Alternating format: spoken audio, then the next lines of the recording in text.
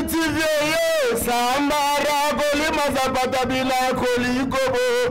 Sambara Golima Zapata Vraiment bon s'abonner Sambara Golima Zapata Bila Kolikobo Sambara Golima Zapata MJTV Sambara Golima Zapata Mami Wanza Yoga Mami Wanza Dani Timanga vrai non quoi vrai tanta sola bien gauche droite à la table pantalon quoi au moins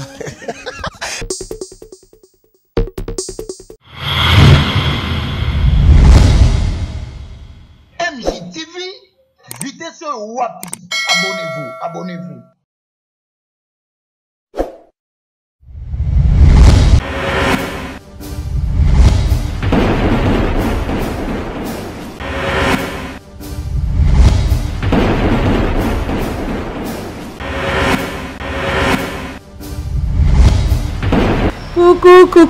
Coucou, analyse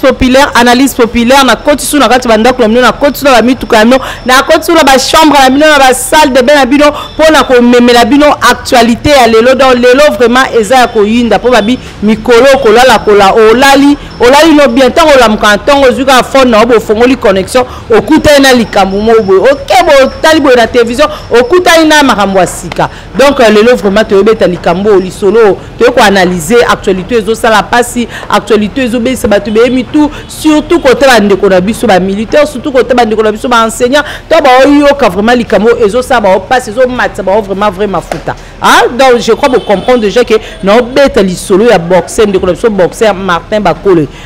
Bakole biso nyonso toyebi aza boxeur moko international ya vivane na Londres mais chose grave Martin Bakole alongwa ki kuna sika zalaka na Londres ayaki na Kinshasa abini nike azana combat parce que aleka na émission bosolo na politique ya ndeko na biso Israël Mutombo Martin Bakole abaki keno nazana combat ndeza boye fallait kutuna zonga combat ça je crois na mois de mars na début wana mais nde naza boye nazana makoki te pona kobunda combat wana biso soto yebi ba combat ebele le kaka à l'étranger et c'est ngaba moyen financier et c'est ngaba vraiment mbongo ezala ndeko na biso Martin Bakole alelaki na émission ndeko na biso Israël Mutombo donc kolela na émission na ba autorité belé batalaki yango bayokaki Martin Bakole mawa papa abiso Félix Tshisekedi le kwazane mutema munene le kwazane pe mutema mawa abengisaki Martin Bakole c'est Martin Bakole bazu ba remettre Martin Bakole $100,000 ta ba remettre $100,000 Martin Bakole azaki yemo côté azaki na ndeko Israël Mutombo ole ba sa en coulisses non Israël Mutombo azu caméra na ya bosolo na politique a filmer en bossa na kene azo filmer bongo bato bele mitema bango ekovimba bato bele mafuta ko mata bango pourquoi parce que ba enseignant abiso bazo souffrir makasi ba soldat ya biso bazo souffrir bande ko na biso na est kuna bazo souffrir eloko kolia ezate mais botara boy un individu comme Martin Bakole bake kopesa $100,000 pour un combat et puis bande ko pe le monde comment ngo évoluer technologie eza évoluer bande ko ba miko kota vraiment na internet batali penza site wana ya nini oyo bisika pinda ndeko so Martin Bakole ba ke ba obunda combat nini ba vérifier batali ke combat eza na ngoti combat ezate Martin Bakole aza frappeur Martin Bakole aza moyibi Martin Bakole kombe kozala ou pas ngala bino to se poser toujours ba question mais à travers émission oyo to ko yeba sur réellement Martin Bakole akobunda na mois de mars au mois de mars c'est non kalate dans quelques jours si ko ndeko Israël Mutombo nazonga na epa na yo papa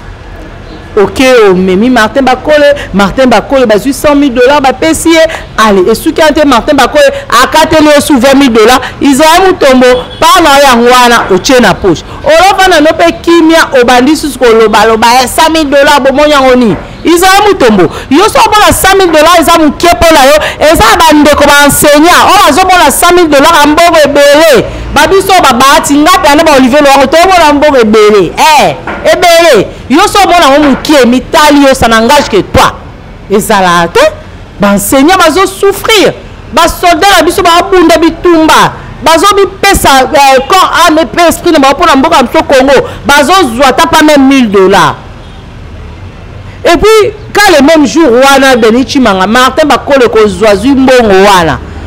ambiance mamore bandi kana butuane avant kuta longo na Israël Mutombo $20,000 na mbongo a déjà quitté que 80,000 et tika 80,000 ambiance fou banini orchestre ni ya baluboni so kadio kuna ye wana zo danser ye wana zo kata mutwashi non ba autorité na biso mboka tolinga bino mingi na pesa bino vraiment respect so bonyo individu mobo aye kolela bo lukala bo tala bo vérifier est-ce que makambo ya lobby est-ce que c'est vrai hein lilo nini internet c'est facilité biso bo continue na site wana o ya lobaki ke kombe koza bo vérifier si réellement il y aura combat de Martin Bakole na boxer amsuko ona o adversaire ba bundane kombo kimingai botali ce que c'est vrai nde poko ko remettre mbongo wana mais côté msuyemo Martin Bakole a sali vidéo lobi ke non allo eza hasard te ya longwa ki Londres pour na koya Kinshasa Abiaki appelle le président de la République abaki ke Martin Bakole a sali trop na nani na box a sali trop de po banda ko bunda nanu a échoué le président de la République son excellence Félix Antoine Tshisekedi a bengaki ayawa nde aibaki na ko remettre $100,000. Donc quelque part na ko lobaki $100,000 wana ezala ngo pour na combattre $100,000 wana ezali promesse au chef de l'état à salaki wana eza selon de ko biso Martin Bakole alobi bongo siko Israël Mutombo soki yemo na Martin Bakole aleki ke président de la République nde mutu a promettre ke mbongo wana yo sikoyo le problème les anini roleka na télévision ko finga kabatu ko finga non so oyebi likambu c'est que opene obale ko appuyer Martin Bakole a frappé gouvernement $100,000 bon te bien so va frapper hein Israël Mutombo au moni télévision eza couteau à double tranchant même qui célébrité wana donc e ko matisa e ko pe ko kitisa o. Et puis $100,000 on a oui tozo ba ke zambongo ebele mais na mondele ebeli Martin Bakole ko na moment ali transfert Martin Bakole c'est hôtel à moment episode kaleka na $20,000 kwa zala mutamblo yenga ambiancer Israël Mutombo ko pa ono zwa ki wana na nzimite ke zalisu et c'est sili déjà et c'est sili mais conseil pe na pesa autorité na biso bakatela ki Israël Mutombo lela mbongo Olivier Lowango yo dimi akene kotika ndani Martin Bakole pamba a filmé que la caméra na bosolo na politique a pamba azo ki be par na ye azo par na ye ba autorité na biso ne plus au sunga ka individu moko na $100,000 pour na ngai to sunga ta bano yo o bazo souffrir kuna na est ba ozanga biloko kolia ba enseigner na biso awa ba pesa biso mayele ba onem basala ke to kuma ba journaliste ba onem basala to kuma ba politicien ba onem basala to kuma ba ministre mais bazokelo moko malunga ti tant bazotala bon bazomona mais misu pinzo les otanga ba onkabe ezokita ba le roi mbula nde Koffi Olomide yemba hein. Donc gouvernement congolais bon meka vraiment ko kanisela bande ko na biso wa nini ya ba enseignant bo kanisela pe bande ko na biso ba militaire bo kanisela pe bande ko na biso bazo souffrir kuna na est bebele bana biloko kolia te ebele baza bisika kolala te dernièrement na mona kinde ko na biso grâce temo akite na est kuna pona kopesa ba don na bande ko bazangi biloko ya kolia on a analyse populaire na ko analyser mambo ebele awa nazongi sous une opération coup de poing ya papa abiso Gentini Ngobila oui babi la loi c'est la loi ni n'est censé ignorer la loi mais quelque part ça fait mal hein? Au moins une de comment bo atongi immeuble na ye aye pa ye ba quitter ake ba tekeli nini terrain asomba tongi immeuble na ye lelo ba seni nini ba ko ici ango peut-être mbongo ne asuka nde ngwana tonga ki immeuble ana dans l'espoir que chaque mois aye barana ko gagner ata ne fût qu'un petit rien mais immeuble basani ni balalisi ba biso ko bande comme suna nani na bambole bandal bambole o sa ko ke prison ya Makala prison centrale à Makala banda ko be batonga tonga na nzira na babuki yango bande comme sous ba sali ba crise attention bande comme sous ba kufi donc ça fait mal et surtout ba ninde to mona na banzira to mona ba terrasse bele bazobuka siko ba travailler ba sala wana bon suka ndenge nini ndi dernièrement na hotel ko interviewer bande ko na biso kapela ba binini ke me biso ara biso ba kuluna tutika ki kuluna to yana biso ko teka bangulu awa mende bandi ko buka bo biso musale ko kufa musale ko lala wana etinda biso su tozongela biso machette tozongela ko simba machette siko papa Gentini Ngobila a obuki banani ba terrasse nyonso buki bato wana siko songa ba ko zani bato ba chaka mo ba cabine téléphonique na ba wana ba coin bango nyonso longoli bango ba suka wapi bo créer bango emploi pour en avant bo buka ba biloko nyonso fait ko créer ba emploi engeza la mieux hein mboka msona Congo vie sociale ezana mabe vie sociale ezana mabe parce que nous tous ça vivre du jour au lendemain du jour au jour donc Congolais sera bimité sera lukité à koliate sera tekité à koliate nesinga baati we Sylvie sera bimité na koliate sera bimité bana nga ba kufa nzala ndemo na Olivier Lowango ndemo na Dani Chimanga ah papa. Donc côté là vraiment autorité beauté la sona likambo oyo tozo souffrir ba te belé ba ko ici ba biloko na bango na habité opération coup de poing bo banda na bino bien oui gouverneur oza quand même à féliciter parce que amoni ba nzele fungwa mi espèce vraiment tikali mais bo sala na bino bo sali mais après 6 mois après il a écouté belé après 3 mois to mona ba to ba zongi suna banzela wa bo salini mais sinon vraiment gouverneur osa quand même à féliciter parce que dans mon ordre économique au kota nesi biso na banda lo vraiment nzele fungwa mi en avenir Kasavubu ba bloko tout ezali na nzela ba longo yango mais nesi ba biso na to se mutuka te nga batina na se mutuka te aline transfert na tambola ti le makolo e ki ba mvoto kwa mishaka tambola yo ti le makolo siko ba biloko na sala bien esunga biso e bo mbula boye okini obatami wana moi bo batami osomi moi mai nao moi jina ya malili o mela ce mo ekiti allez o continuer banzela no mususu mais lelo to ba souffrir kana moi to ba na soka kozika donc eza vraiment pas si mingi eza vraiment pas si na baki analyse populaire to ko analyser makambo ebele même côté musique même côté ba pasteur de makambo ebele opération coup de poing entre parenthèses na kotisko makambu ya Cindy le cœur bah c'est cas qui est trop mambi diabel kula baki o Cindy le cœur na beta concerté Cindy abi album te Cindy abi azo relevé des filles donc dimanche le 26 l'artiste et musicienne Cindy le cœur honorable à se produire na Millionnaire Club à partir de déjà à 18h Cindy le cœur à Zanabino ba kofiette tout ba kofifi bo zalawana bo manquete pour na ko soutenir artiste na bino Cindy le cœur azali parmi ba artiste oyo bazali ko sala fierté ya ba femme congolaise ya ba chanteuse ya Afrique mobimba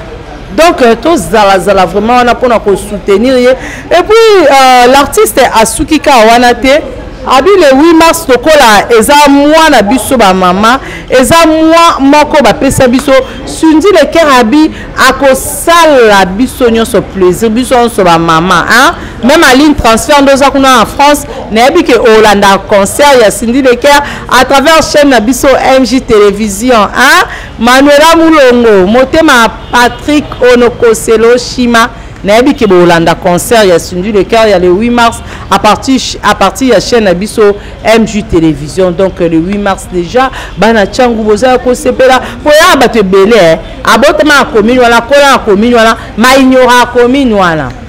a ignorango e Cindy habite abi changu e ma belé nanga changu eze siko nga na bota machangu siko nga na uta changu siko nga na salama donc ko beta concert wana pona ko lakisa batu talent o nzamba chaka tanga no beta concert wana pona ko lakisa batu ke nazali productive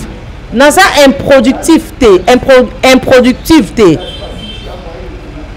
donc ba fanatique tout ya Sinju le cœur ba fanatique à Kofi Olomide ba Kofi Yet ba Kofi Phil donc 8 mars maman nion sokotika na ndaku na hote to kende ko soutenir Sinju le cœur pour na concert na ye pendant msu ba tanga babi est-ce que concert Sinju le cœur wana ko simba est-ce Sinju le cœur wana en ça peut plein pour changu wana ndezabo oui,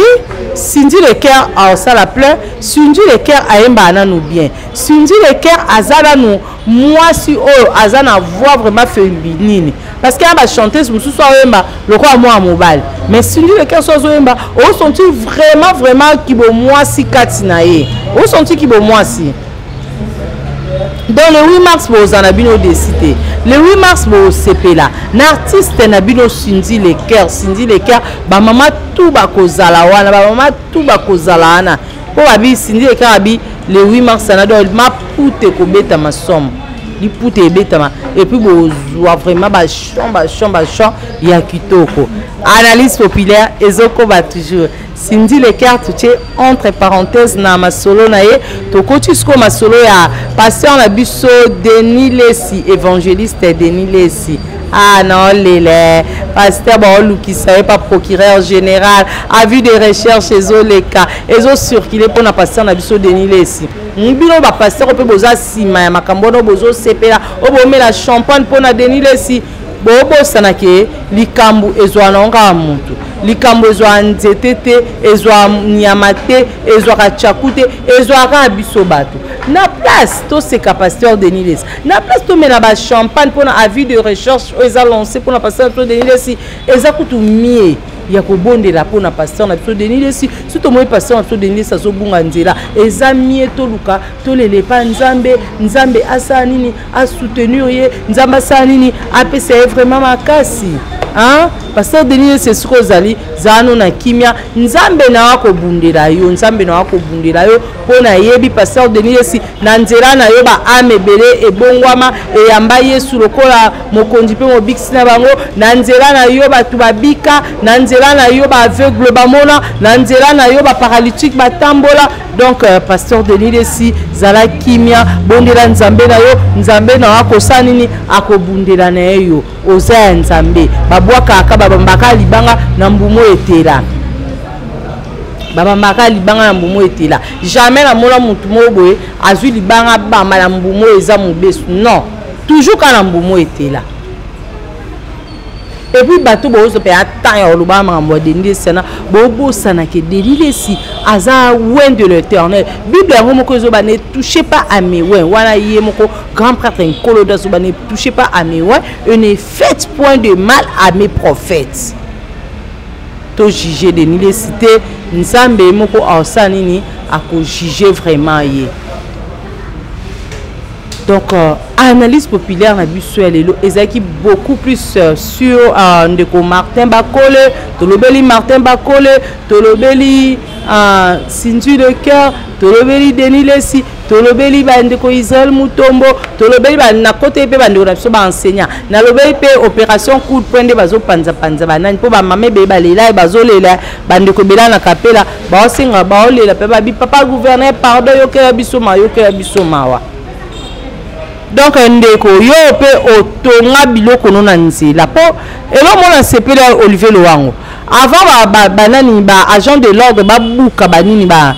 biloko nyonso za nzela bazo otika na lettre ba pesi bino lettre déjà que non bobongama tokoya awa dans 3 jours to dans 4 jours tokoya pona ko démolir nesindo la so kwa mishaka na Londres ana immeuble nena na barumbwana na Kabamba ba ko tikele lettre tant mo lettre na ba ko tikele lelo lobi abengi déjà girane na kina géant longola ba bilo nyos ba mabende sanzi ya longola immeuble ne yango na ezana ngo immeuble ezali kuta tneke avant-hier abi oh immeuble ndenyabi oui immeuble ça va simité sauf que le quoi va ticket déjà lettre déjà ndé to sala nini to longola ba bilo mususu ezaki na nzela bien avant. Nul n'est censé ignorer la loi. Nul n'est censé ignorer la loi. Yo no selo connaît en nzela moment yango ya kobongisa. Gentili ngobilaza contre mutute azo lukande kande mo ba kinbo peto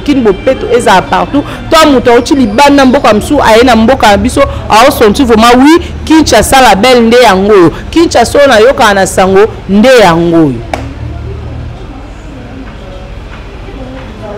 Naebite Olivier Lowango marambu ya Martin Bakole yango ce combat ko zala kaka te ko zala te ndeko Martin Bakole omoni tongo ebi ko za fautif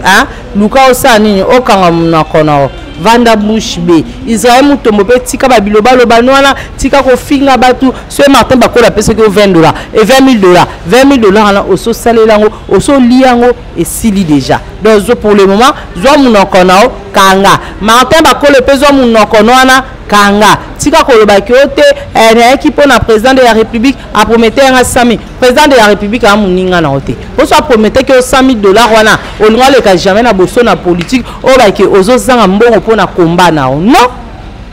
komba na eza na ngote ça ne sert à rien o le ka oloba biloba oloba n'importe quoi zombanga na okanga vanda kimia. Je crois Olivier Lowango on sanga déjà signe que to suki awa analyse populaire le donne analyse qui est belé bino ba bozanga makambo oloba bino ba to bozanga ba commentaire okoma onenyo banena likambo Martin Bakole okoti na makambo Denis Lesi okoti na makambo Cindy Leker okoti makambo ya nani ya Israël Mutombo oui na koti yango parce que ça analyse populaire na za na droit na moment ya ko analyser ata di actualité ya na moment na ça na droit ya ko analyser ata di actualité ya makambo ezole kambiso ya ezole kambo kambiso Congo mingi olobeza te pona lelo to suki yawa. Merci à Olivier Lowango, merci à Dani Chimanga, merci à la première dame d'Orléans, madame Mami Wanjabote, ma papa Micha, merci à Aline Transfert, sponsor officiel ya émission Aline Transfert na France, donc merci Bélé, tout ça kande to lobaki. Pour na le longa na bino to sukiwa to kuta na prochain numéro ya émission na biso analyse populaire MJ Télévision Bonzambe MJ TV Sambara Goli Mazapata Bila Kolikobo Sambara Goli Mazapata vraiment bon s'abonner Sambara Goli Mazapata Bila Kolikobo Sambara Goli Mazapata MJ TV Sambara Goli Mazapata Mami Wanza Yoga Mami Wanza Dani Timanga vrai non vrai tanta sola bien gauche droite à la table pantalon quoi au moins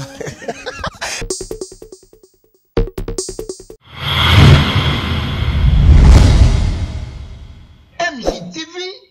vitesse wapi abonnez-vous